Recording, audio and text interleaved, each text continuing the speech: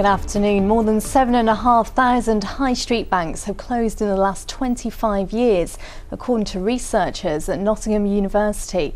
Most of the closures are affecting poorer areas or where there's a high level of unemployment. It means some businesses are having to close early to use banks in other towns. The Olympic swimmer Rebecca Adlington said she's relieved to have found her medals after her house was burgled. The swimmer, who's originally from Mansfield in Nottinghamshire, tweeted that her Olympic medals had been taken along with her boyfriend's car and a laptop. In a later tweet, she said they'd been found, but the police were still at the house investigating the break-in. Nobody was home at the time. A man from Cannock is walking from his hometown to Downing Street to raise awareness of children snatched by a parent and taken abroad. Sean Felton's own son was taken and he's now campaigning for tighter laws on children's passports. A group of children have come together on an outward bound course to help them cope with the death of a parent who was serving in the armed forces. One of them is Aidan O'Donnell from Leamington Spa. His father Gary was a bomb disposal expert who was awarded medals for his bravery, but who was killed in 2008. Andy Byrne has this report. Packing up, going home, after a week at an outdoor band centre in the Lake District. Each year thousands of children and young adults come here, but this group is different. Each one of these children had a parent in the armed forces. Each one of these children lost that parent, killed in action, died in service. 13-year-old Aidan O'Donnell is from Leamington Spa. His father Gary was a bomb disposal expert who was twice awarded the George Medal for acts of bravery. Gary O'Donnell was killed by an IED in Afghanistan in 2008. It was bad because he was 8 at the time. They don't know how to deal with anything like that. They don't know how to express themselves.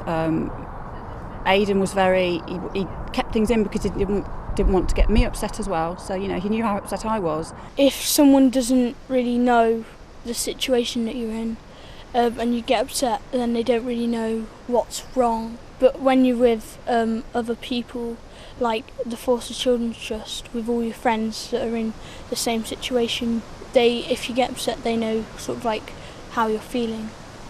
They don't have to explain to each other. They know every one of them has lost their parent, and they're very supportive of one another, very supportive. These children come together here with a shared sense of loss. The charity hopes they'll leave with a sense of something gained and an experience they'll never forget. Andy Byrne reporting there. Now, Sir David Attenborough has announced he's backing a £2.4 million bid to help protect Leicestershire's forests. The County Council have applied for money from the Heritage Lottery Fund to look after Charnwood Forest for future generations. In a letter of support, Sir David said the forest was precious for those living in Leicester and around it. An anti-war campaigner from the Midlands who died in 2011 is to be immortalised in a London musical. The show will celebrate the life of Brian Hoare from Redditch, who camped outside Parliament for 10 years. A Pakistani teenager shot in the head by the Taliban will get an International Peace Award today. Malala Yousafzai was flown to Birmingham for treatment after she was attacked by gunmen last October. Today she'll become the latest person to receive the Tipperary International Peace Award. Well done to her. Now, here in the Midlands, many of us live near a canal and some of us are spoilt for choice, but there are some who've taken their love for our waterways a step further. Tonight on our Country Calendar series, Lucy Kite is meeting the people who've chosen to make a life on the canals. But as she finds out, in the past, it's not all been plain sailing. This is a really small area for a family to live, so where did everyone sleep? Right. The boat is approximately 7 foot wide, so there's a crossbed here. So Mum and Dad would sleep across there? Yeah. There'll be one child sleep on this, and unfortunately one normally has to sleep on the floor if he was big enough.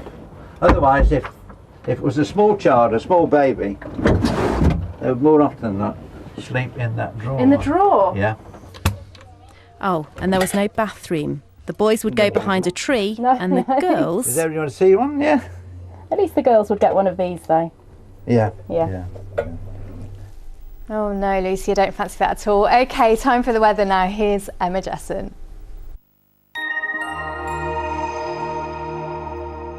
It's so hot over there, this guy says he can fry an egg on his head. Well, that's just stupid. Fancy breakfast?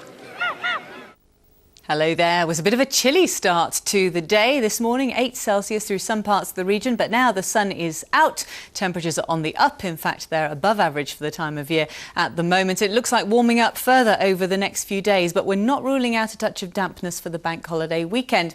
First of all, then, for the rest of this afternoon, good sunny spells, light winds, 22 Celsius, feeling good at 72 Fahrenheit.